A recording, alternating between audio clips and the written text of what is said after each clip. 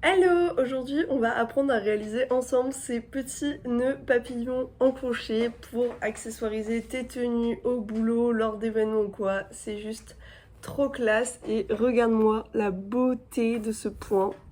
Il est juste sublime. Pour venir réaliser le nœud papillon, on va venir réaliser dans un premier temps le rectangle qui va nous permettre de faire le nœud.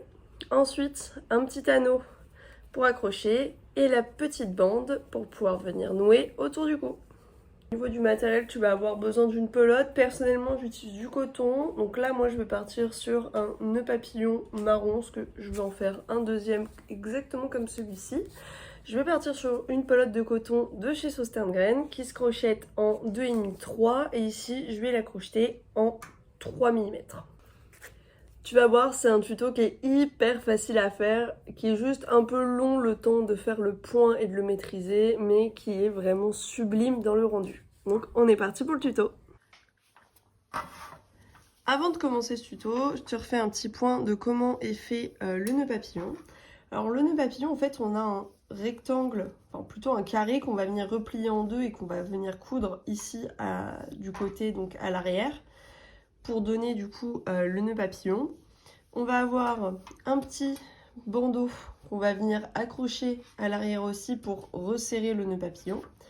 Et on a enfin une bande qui passe entre le nœud papillon et le petit bandeau qui va nous permettre du coup de venir nouer, assembler, fermer notre nœud papillon. Donc pour faire le nœud papillon, au niveau des mensurations, il y a plein de tailles sur internet. Je vais te mettre ici un petit schéma des mensurations pour que tu choisisses la taille la plus adaptée pour toi. Pour la taille de ton nœud papillon, ça va être un peu selon tes goûts, mais personnellement j'aime bien les nœuds papillons qui font entre 11-12 cm de largeur pour environ 6 cm de hauteur. Mais forcément, en fonction de ta taille, de ta corpulence ou autre, tu vas pouvoir adapter. Si tu as déjà un nœud papillon chez toi que tu aimes beaucoup, tu peux prendre ces dimensions pour les recopier. Sachant que pour la hauteur, en fait, nous du coup, vu qu'on va réaliser un rectangle, enfin plutôt un carré, par exemple là si j'ai 11 cm de largeur, ici j'en ai 6, vu que j'ai replié en deux, ça veut dire que je vais venir réaliser un carré de 11 cm par 6 x 2, 12 de hauteur. Je vais prendre mon petit ruban, je vais prendre mon fil, et là pour venir réaliser le point de lin, point de mousse, il y a ces deux noms là que je connais, il y en a peut-être d'autres mais je suis pas sûre. Le but, ça va être de faire un multiple de 2 plus 1.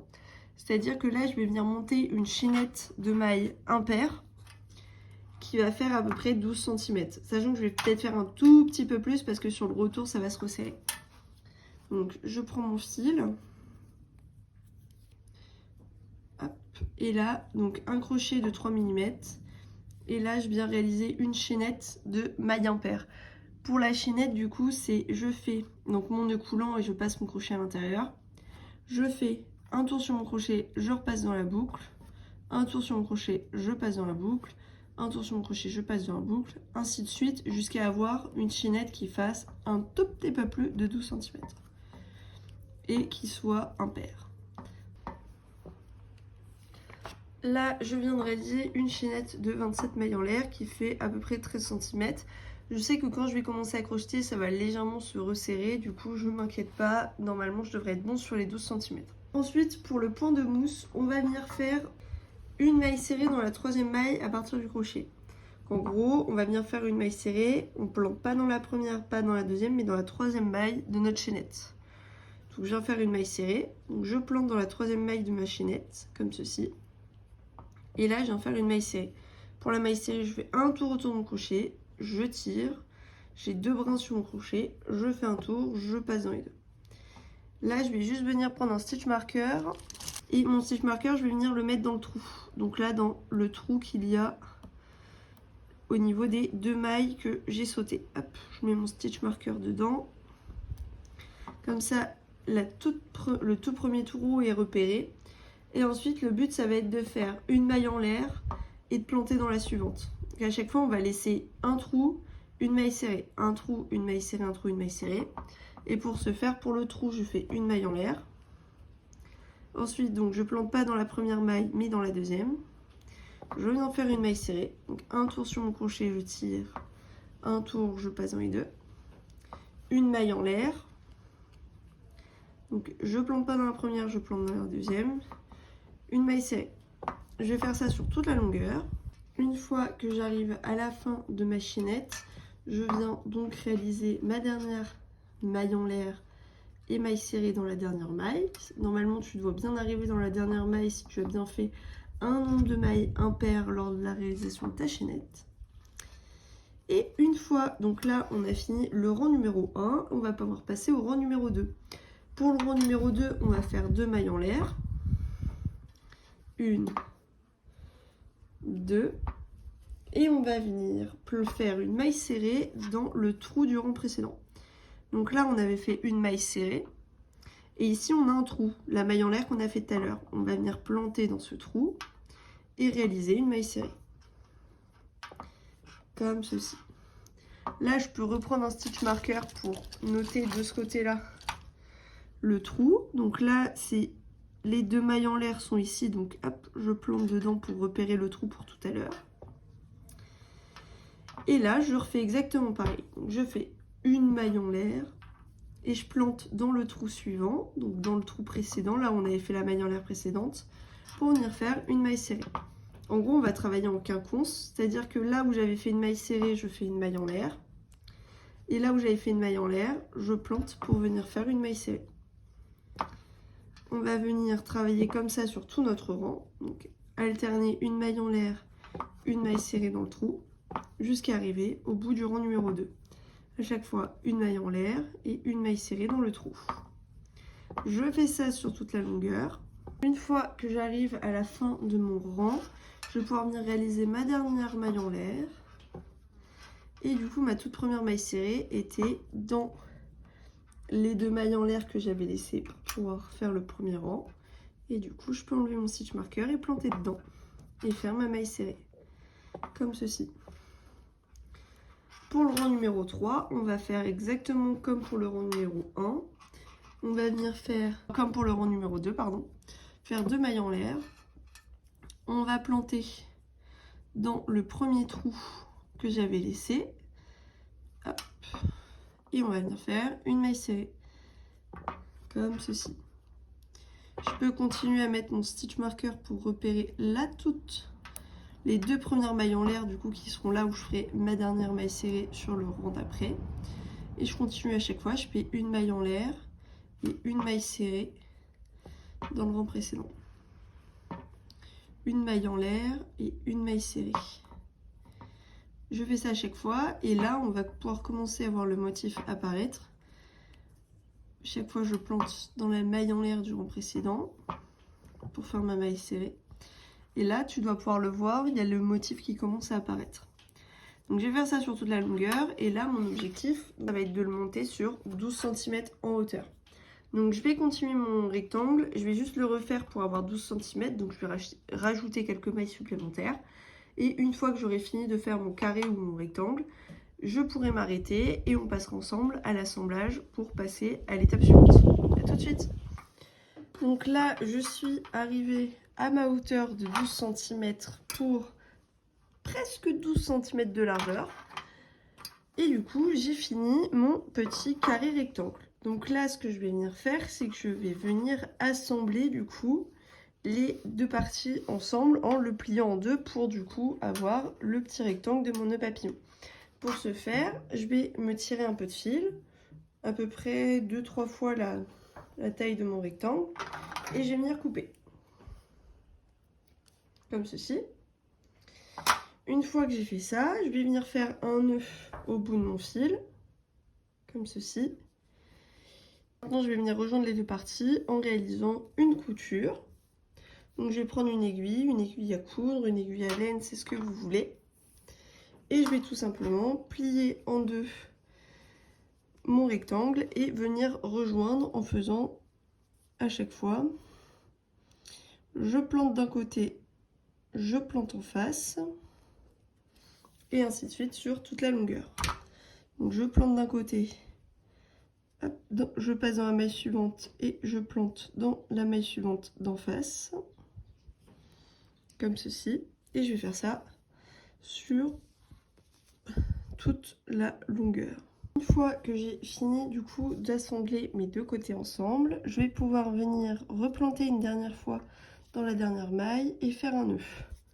Je vais couper le surplus de fil et le petit bout de fil restant, je pourrai le coudre. Donc je prends mon ciseau, je coupe et comme ça on n'en parle plus. On peut ranger l'aiguille, on n'en a pas besoin tout de suite. Donc une fois que j'ai coupé mon fil et que j'ai assemblé mes deux côtés, je vais pouvoir venir retourner mon rectangle. Donc je le mets à l'envers. Je rentre mes fils à l'intérieur. Et du coup, la partie où on a la couture, ce sera la partie arrière. Et la partie sans la couture, ce sera la partie avant.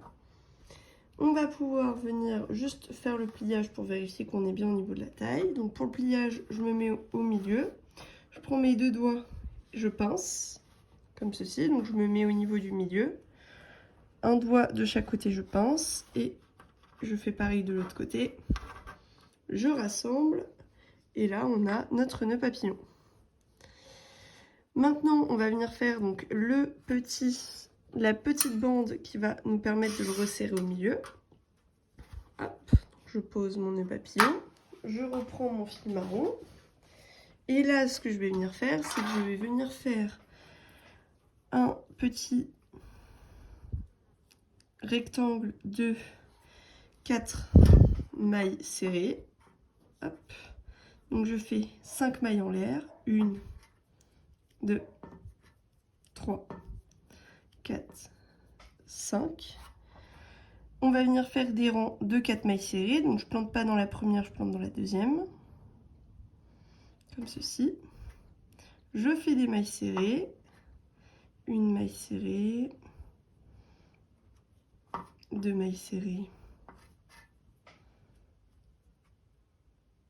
3 mailles serrées. Et 4 mailles serrées.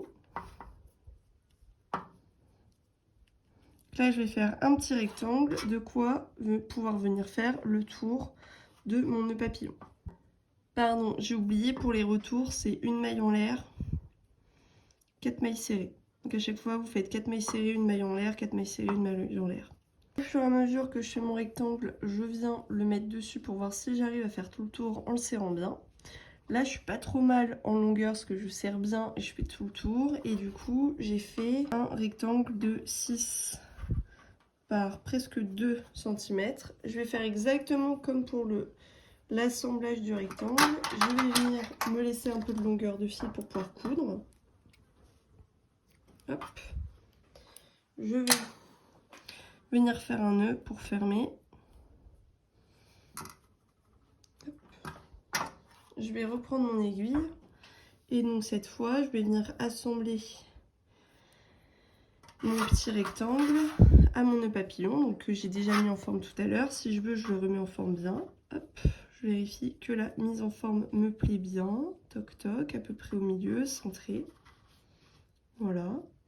Et donc là, je prends mon rectangle, hop, je viens le positionner dessus, comme ceci. Et du coup, dans le dos, donc à l'envers, je vais venir assembler les deux parties ensemble.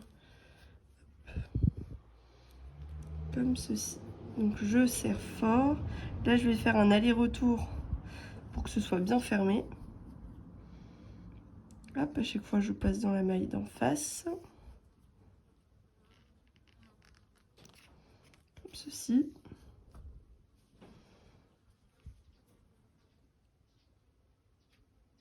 Je repasse pour bien fermer.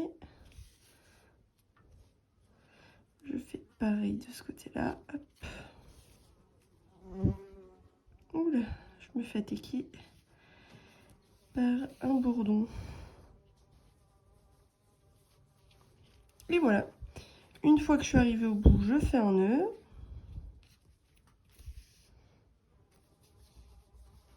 Et je peux couper mon fil.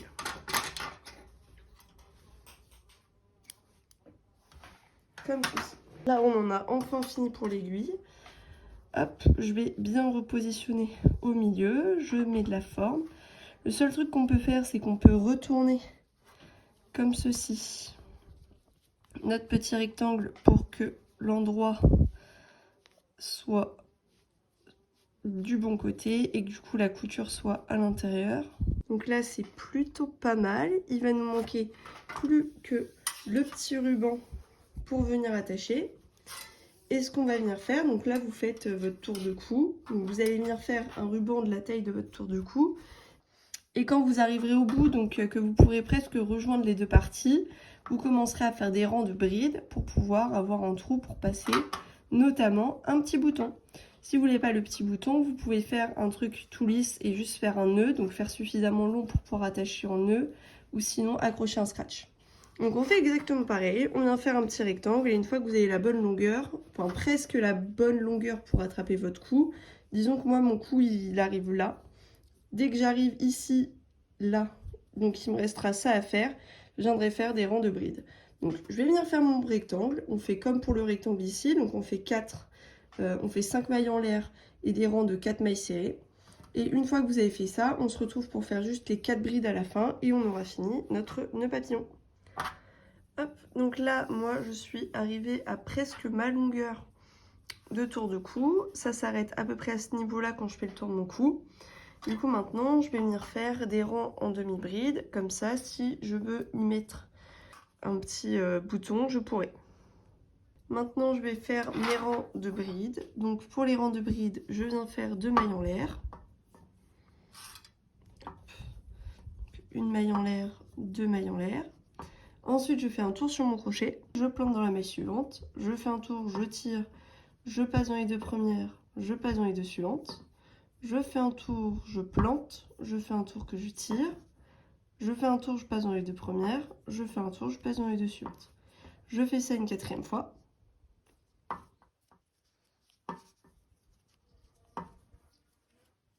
De ce fait, comme tu peux le voir ici, j'ai un trou qui est assez large pour pouvoir y passer un bouton. Donc je vais faire ça 5 à 6 fois pour avoir assez de longueur pour pouvoir faire le tour de mon cou et être ajustable en fonction du vêtement que je vais porter en dessous de mon nœud papillon. Donc, je vais venir faire 5 ou 6 rangs de demi-bride et ensuite je pourrai faire un nœud et couper mon fil. Donc je vais faire mes rangs de demi-bride et on aura fini. Je viens de faire mes 6 rangs en bride, du coup j'ai fini mon tour de cou. Je vais pouvoir venir couper et faire un nœud.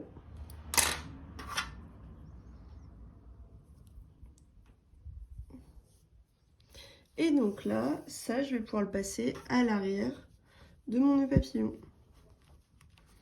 Hop, donc je le passe à l'arrière de mon nœud.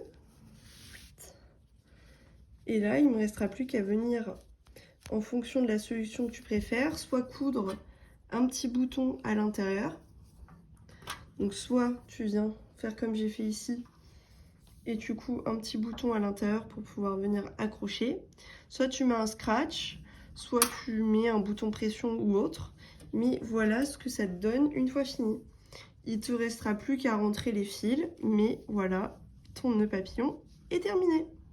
En tout cas, j'espère que ce tuto t'a plu. Personnellement, j'aime trop le résultat. Je trouve que les nœuds papillons en crochet, c'est juste super classe, trop beau et ça fait un peu toute la différence pour un événement un peu particulier, un anniversaire, un mariage ou autre, ou juste pour aller mettre au bureau ou quoi.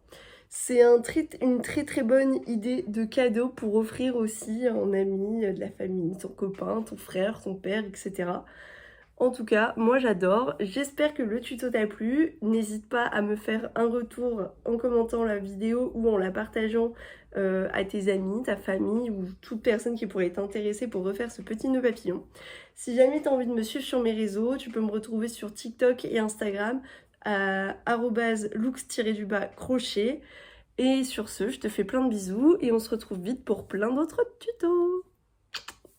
Bisous!